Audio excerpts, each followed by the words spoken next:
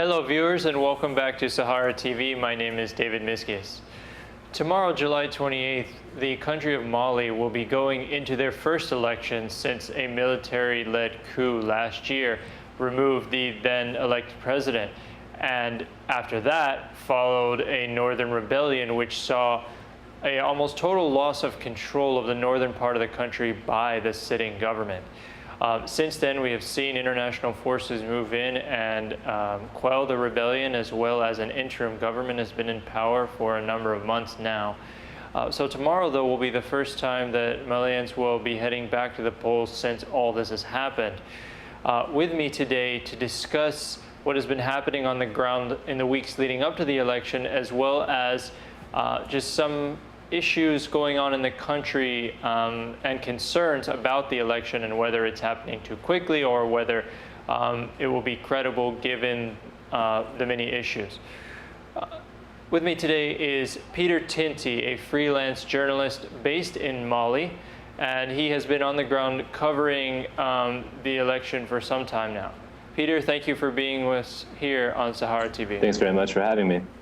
So briefly before, we were discussing that the political climate seems alive and well and political rallies, and you were talking about the election season is here in Mali. So if you could just give some of our viewers that maybe some of the reports outside of the country might be a bit that, you know, they just came off of a rebellion and it seems to be put away now, but then what does it look like? I mean, I think it's hard to tell if you're not there that it's really coming back. Well, sure. I mean, the reports that you alluded to are by and large correct. I mean, this is an election that faces enormous challenges that will be incredibly difficult to pull off, and that is in many ways risky. But on the ground, from sort of a perspective within the campaign, it really does resemble a typical Malian political campaign. I've been here for campaigns that went on before the coup d'etat and before the rebellion in the north. And Malian campaigns tend to be pretty festive events. Every political party has its own theme song and usually has commissioned some sort of hip-hop artist or popular local artist to write a song that features the candidate's name very prominently.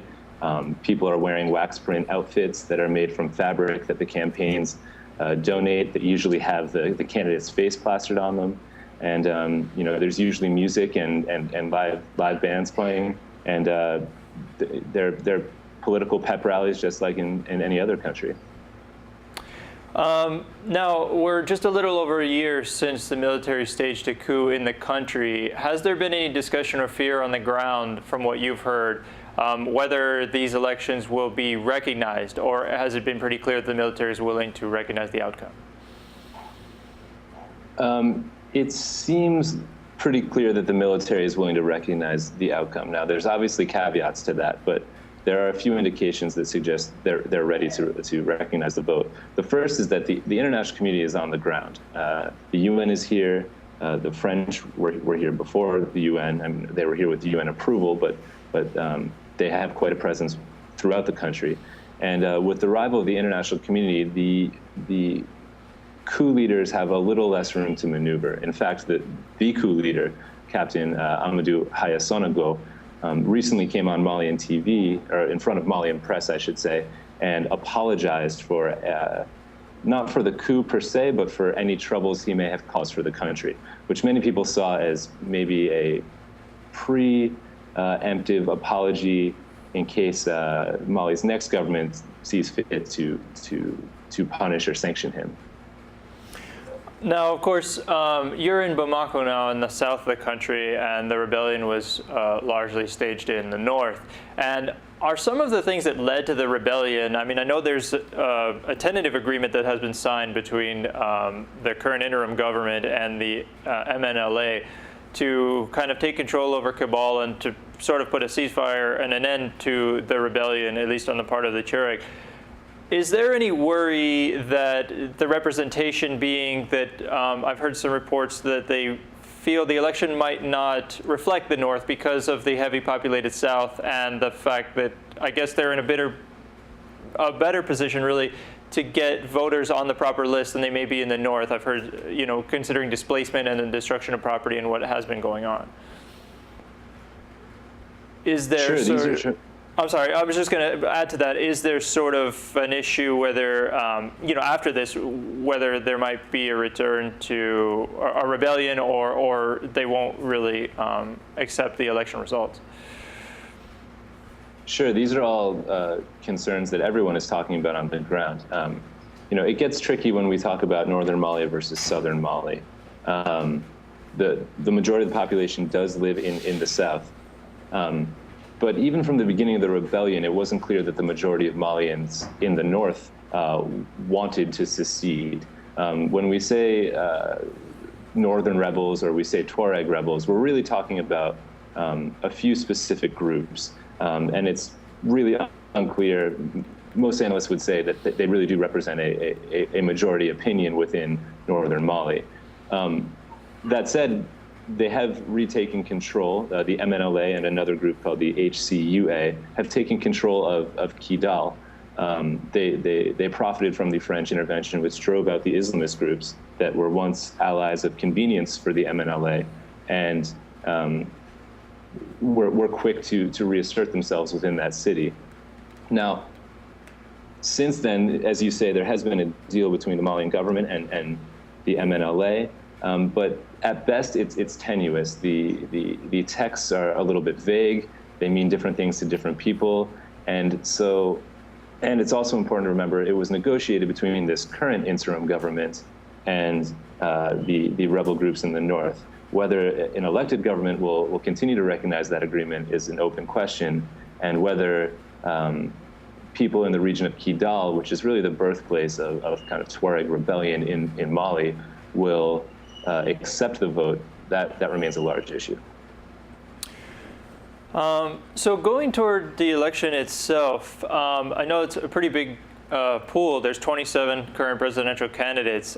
What are, I guess, the forecasts for some of the front runners? Are there like a main 3 to 4 candidates that people are coming behind now? Yeah, sure. There's really 4 main candidates that have a realistic chance of making it to the second round. So this election will have 2 rounds. The first is this Sunday. And if a candidate fails to get 50%, there will be a runoff 2 weeks from Sunday, which between the top two vote getters. The perceived front runner is Ibrahim Boubacar Keita, who everyone calls by his local initials in French. He's just known as IBK. Most people think second place is up for grabs between Soumaïla Cissé and Dramane Dembélé.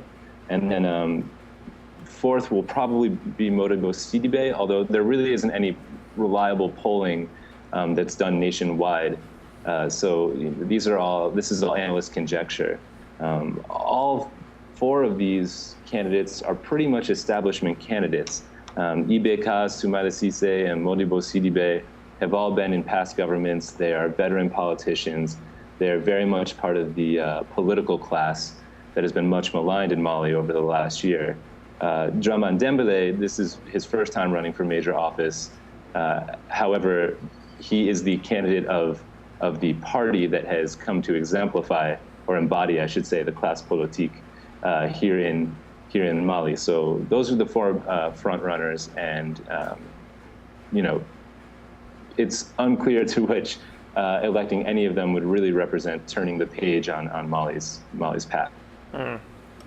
On that, to get away a little bit from the election, and just one final question here is, how has life been returning to people? I mean, are people upbeat about this election? Do they feel that Mali's going to get back on the path, and the coup? This interim government has been there. The people, like you say, the leader of the coup actually came out and apologized to some extent for some of the mistakes perhaps that have been made over the past year, and the fact, of course, for the rebellion that came out of that in the north. I mean, are people, they think, like you say, and now I'm interested because you mentioned that there's no guarantee that any of the 4 candidates that may be elected might turn the page in Mali. So, I mean, what are the people's thoughts now on that? Well, if you had asked me that question 4 months ago, I would have said that people are very reticent to have elections. When I've traveled quite a bit in northern Mali and throughout southern Mali, and elections seemed like a peripheral concern. some even went so far as to say they were a bad idea, that the country isn't ready for elections. They create winners and losers, they're inherently divisive, and they'll just divide the country further.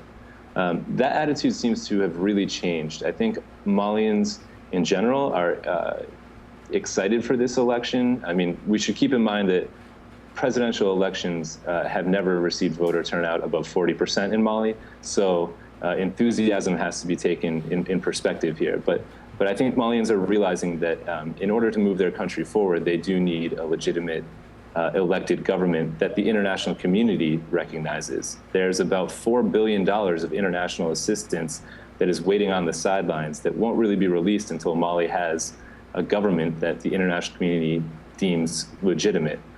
So there are all sorts of incentives to have these elections. And I think in general, the attitude seems to be, well, these elections might be imperfect, but we need to have them. Now, that said, we'll see if those who lose the election maintain that stance and are willing to accept imperfect elections, for lack of a better way to put it. And just a follow-up with that, do you think there's been too much pressure really from the international community to have this election? Like you say, there's $4 billion on the line, and I'm wondering, is there a possibility that it will reflect more what the international community wants to see versus the people in Mali and what might work best for them? Well, I would say that outside analysts, some pretty prominent Mali scholars and organizations such as the International Crisis Group have been advocating a delay in elections. They've said that the country isn't ready, and these elections are being pushed through for the wrong reasons, and mainly to appease the international community, whereas elections really ought to be to reflect the will of the people and to form a government that the people support. I think that's a very fair criticism. The counter argument to that is that, Mali can't move forward until it has a legitimately elected government. And it's not clear how many of the problems that we have with voter IDs or voter rolls will be fixed, even if we were to delay elections. So both sides have a pretty strong argument. And I think the international community that's really pushing for these elections is maybe looking at some other countries in the region where elections have been delayed in the name of lack of preparation, and then they end up getting delayed several times, sometimes for years. So the international community is determined to keep their foot on the gas, and pundits on the outside are concerned that this is a risky gamble, and that if elections don't go well, it could risk destabilizing the country. I've talked with hundreds of Malians in the last few days, and they by and large seem in favor of elections, but they also do acknowledge that part of the reason to have elections is to appease the international community. Well, Peter, thank you very much for that. And again, thank you very much for being with us here on Sahara TV and sharing what you've seen on the ground in Mali.